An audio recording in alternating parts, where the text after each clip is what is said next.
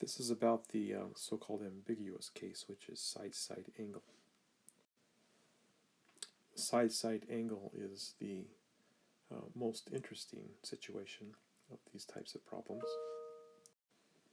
You can remember which is the interesting case, side-side angle. It's the same as angle side-side, but when you put it that way, it's something that makes middle school kids snicker.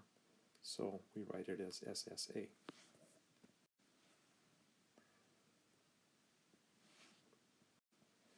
Depending on the given two side lengths and angle, the resolution can end up in one of three ways. One possibility is that there's no triangles meeting these specifications. The other possibility, or another possibility, is that there's just one right triangle meeting these specifications. And the other more general case is that there are two triangles with the same specifications. Let me try to explain why this ambiguity exists with side-side angle. So we know an angle, okay, there it is. We know an adjacent side length, okay, so this length is given, so we can just cut this off here. Now this second side here has to emanate from this vertex. So, maybe it'll, we don't exactly know right there, so it has to come out of there somehow. Since we're given the length of that side, somehow we know that the other vertex has to be on this circle centered at this known vertex and with the given side length. So somewhere the second vertex has to be located on this circle centered here with radius that given length. Now you can see why the ambiguity occurs. It might be that this side length is so short, like I've drawn in this picture here, that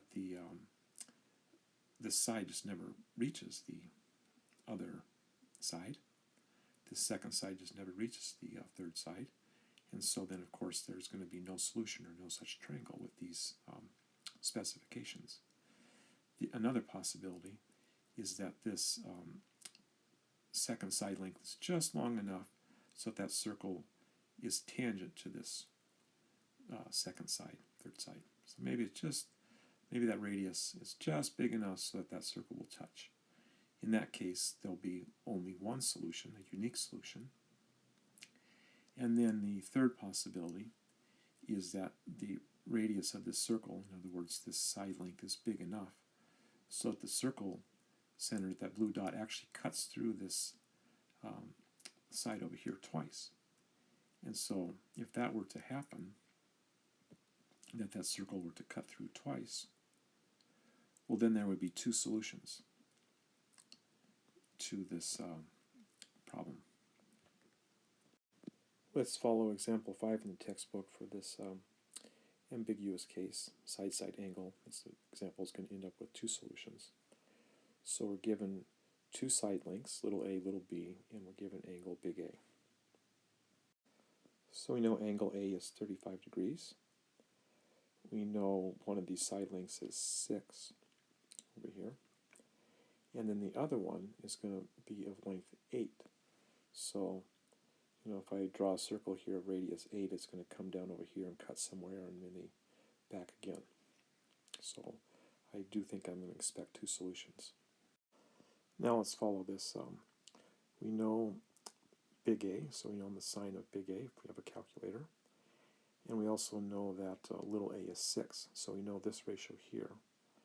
We also know that little b is 8. So from this we can figure out the sign of big B. Sine of big B is 8 sine 35 over 6. So with the calculator we find out that that's about 0.76. So the next step is where it gets tricky. You can take arc sine of 0.76, but that will give you one answer. But the tricky thing is to realize and remember that there are two angles between 0 and 180 whose sine is equal to 0.76. One of them you get by taking arc sine of 0.76. The other one you have to remember to look for and just think about how in the heck you get that. So here's my unit circle. The sine is the y-coordinate of the point on the unit circle. And so you can see there are actually two angles that have the same sine. So this angle here, that acute angle, and then this obtuse angle over here. So notice here they get this first angle by taking arc sine of 0.76, making sure their calculator is in degree mode. And then the second angle, which is so easy to overlook, is 180 minus that angle B that we got over here. So 180 minus is the same as. So that's why there's this second angle that's so easy to overlook. So there are two possibilities for angle C. That's because the three angles added together equals 180. We know A is 35, but B has two possibilities. And therefore, to make things add up to 180, angle C has two possibilities. So over here on the next page, they take those two possibilities into account to find the third side C1, or its variant C2. Right, so we know big A and little a. Here's one possibility for angle C, and then from that we can figure out little c1. That's done here. And then the other possibility for the angle C, up here, right, 14.9, we again to solve for little c2, using the same way that we did before. So that's why we have actually two solutions to this case. It's definitely tricky. You'll get some practice in web work problems.